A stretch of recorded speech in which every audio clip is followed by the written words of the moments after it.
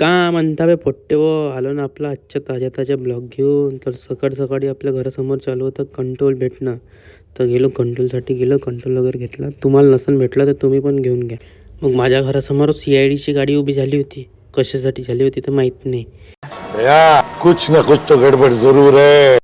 मग छोटी अडी आणि लंबी अडी सायकल चालवत होती, कोणाची चालवत होती तर माहीत नाही. चोरून आणली होती कोणाची. मग आपल्याला जायचं होतं पाईप आणण्यासाठी. मग आम्ही आणला पाईप, कारण आमच्या घरच्या बाथरूमचा पाईप फुटला होता. मग आम्ही पाईप वगैरे लावला. मग आला होता सोबत्याचा कॉल. मग गेलो सोबत्याकडे. सोबत्या म्हणे चल ना म्हणे कुठं बसून म्हणे.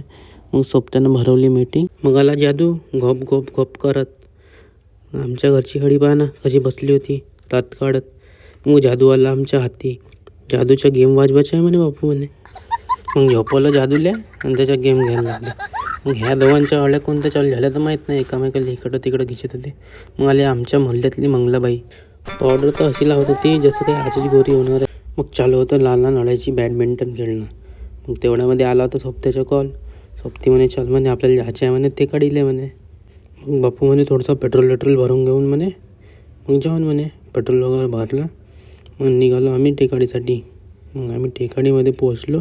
मग तेवढ्यात दिसलं पिल्लू. कोणाचं पिल्लू होतं तर माहीत नाही. आमच्याकडं गुरु पाहत होता. मग आम्ही गेलो जिल्हा परिषद शाळेकडे. मग यानं आपला व्यायामच चालू केला. आजी पूर्ण बॉडी बनवतो म्हणे. मग आम्हाला काकाजी सांगत होते तसं नाही बापू म्हणे, हस करायला लागते म्हणे ते म्हणे. मग आम्ही भिडलो, व्यायामच करायला भिडलो. आपल्या गावामध्ये माहीत नाही केव्हा अशी जिम बनते तर. मग आम्ही निघालो काकाजीच्या घरच्यासाठी. काकाजीच्या घरी वगैरे गेलं, पाणी वगैरे पिला.